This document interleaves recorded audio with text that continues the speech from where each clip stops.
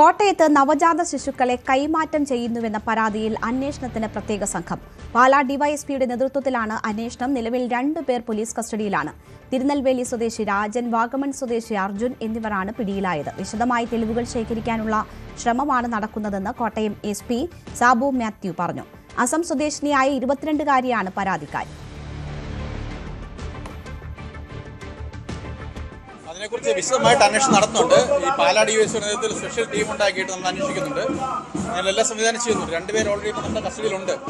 തുടർന്ന് അന്വേഷിക്കുന്നു. എവിഡൻസ് എടുത്ത് ബാക്കി വിശദമായിട്ട് അന്വേഷണം നടത്തുന്നുണ്ട്. വലിയ അന്വേഷണം ബാക്കി പറയാൻ പറ്റുന്നുണ്ട്. ഇതര സംസ്ഥാനങ്ങളിൽ നിന്ന് ഗർഭിണികളായ യുവതികളെ കേരളത്തിലെത്തിച്ച് പ്രസവിച്ച ശേഷം കുട്ടികളെ വിൽക്കുന്നുവെന്നായിരുന്നു പരാതി. ഈരാറ്റുപേട്ട പോലീസിന് ലഭിച്ച പരാതിയിലാണ് ഇപ്പോൾ അന്വേഷണം. ശ്രീജിത്തുണ്ട് വിവരങ്ങളുമായി. ശ്രീജിത്ത്, വളരെ ഗൗരവമുള്ള വിഷയമാണ്. ഒന്നിലധികം സ്ത്രീകൾ അവിടെ ഉണ്ടായിരുന്നു എന്നതിന്റെ വിവരങ്ങളാണ് ലഭിക്കുന്നത്. എങ്ങനെയാണ് അന്വേഷണം പുരോഗമിക്കുന്നത്?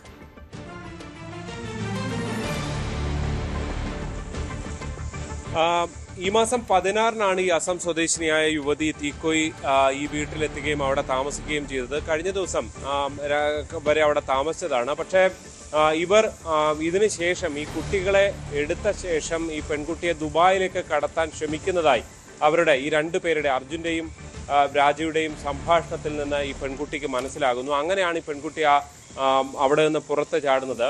ഈ പെൺകുട്ടി എത്തുമ്പോൾ 2 പേർ അവിടെ ഉണ്ടായിരുന്നു, 2 ഗർഭിണികൾ അവിടെ ഉണ്ടായിരുന്നു എന്നുള്ളതാണ് പെൺകുട്ടി പോലീസിന് നൽകിയിരിക്കുന്ന മൊഴി. എന്തായാലും കോട്ടയം ഗാന്ധിനഗറിലുള്ള ഒരു ഇത്തരം ആളുകളെ പാർപ്പിക്കുന്ന കുട്ടികളുടെ ഒരു കേന്ദ്രമുണ്ട്. അവിടെ ഈ പെൺകുട്ടിയെ ഇപ്പോൾ പാർപ്പിച്ചിരിക്കുകയാണ്. ഈ പെൺകുട്ടിക്ക് ആദ്യം ഭർത്താവിനൊരു കുട്ടി ഉണ്ടാകുന്നു. അത് പെൺകുട്ടിയായിരുന്നു. വീണ്ടും ഗർഭിണിയായി ഉടൻ തന്നെ വളരെ വേഗത്തിൽ തന്നെ പെൺകുട്ടി ഗർഭിണിയാകുന്നു. ആ ഗർഭിണിയായപ്പോൾ ഭർത്താവും കുടുംബവും ഈ പെൺകുട്ടിയെ പുറത്താക്കി എന്നാണ് ഈ പെൺകുട്ടി പറഞ്ഞിരിക്കുന്ന മൊഴി. ഇതിന് പിന്നാലെ ഗൂഗിളിലും മറ്റും സെർച്ച് ചെയ്താണ് ഇത്തരം ആളുകൾക്ക് നിൽക്കാൻ കഴിയുന്ന കേന്ദ്രമുണ്ടോ എന്ന് സെർച്ച് ചെയ്തപ്പോൾ ഇതിൽ നിന്ന് വിവരം ലഭിച്ചു എന്നുള്ളതാണ്. ഇതുമായി ബന്ധപ്പെട്ടവരെ കണ്ടെത്തി എന്നുള്ളതാണ്. അങ്ങനെയാണ് നാട്ടിലേക്ക് എത്തുന്നത്.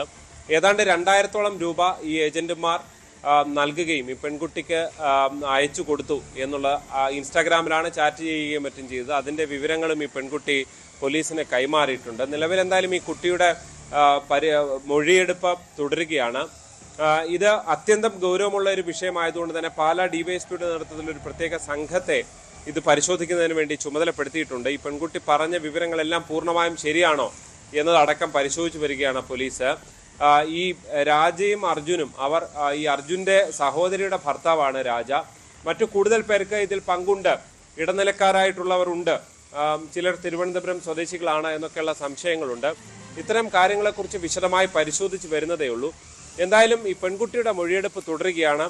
കൂടുതൽ എത്ര വ്യാപ്തിയുണ്ട് ഈ സംഭവത്തിന് എന്നുള്ളത് വ്യക്തമല്ല. എന്തായാലും തീക്കോയി ഞണ്ടുകല്ലിൽ 1 മാസം മുൻപാണ് വാടകയ്ക്ക് വീടെടുത്ത് ഈ അർജുനും രാജയും ചേർന്ന് വീടെടുത്ത് ഇവിടെ ഇത് നടത്തുന്ന സാഹചര്യം, ഈ ഒരു വീട്ടിൽ ഈ പെൺകുട്ടികളെ പാർപ്പിക്കുന്ന സാഹചര്യം ഉണ്ടായിരുന്നത്. ഇത് സംഭവം പുറത്തു വരുന്നവരെ നാട്ടുകാർക്ക് ഇതിനെക്കുറിച്ച് കാര്യമായ വിവരം ഒന്നും ഉണ്ടായിരുന്നില്ല. വലിയൊരു റബ്ബർ തോട്ടത്തിനുള്ളിലാണ് ഈ വീട് ഉള്ളത്. എന്തായാലും ഇതിൽ ആസൂത്രണങ്ങൾ നടന്നിട്ടുണ്ട്. ഇതിന് പിന്നിൽ ആരൊക്കെയുണ്ട്, എത്രത്തോളം വലിയ ശൃംഖലയാണ് എന്നത് സംബന്ധിച്ചുള്ള വിവരങ്ങൾ പോലീസ് പരിശോധിച്ച് വരുന്നത്. രേണുക. ശരി, ശ്രീജിത്താണ് വിവരങ്ങൾ നൽകിയത്. കൂടുതൽ വാർത്തകൾക്ക് News 18 Keralam YouTube channel subscribe ചെയ്യുക.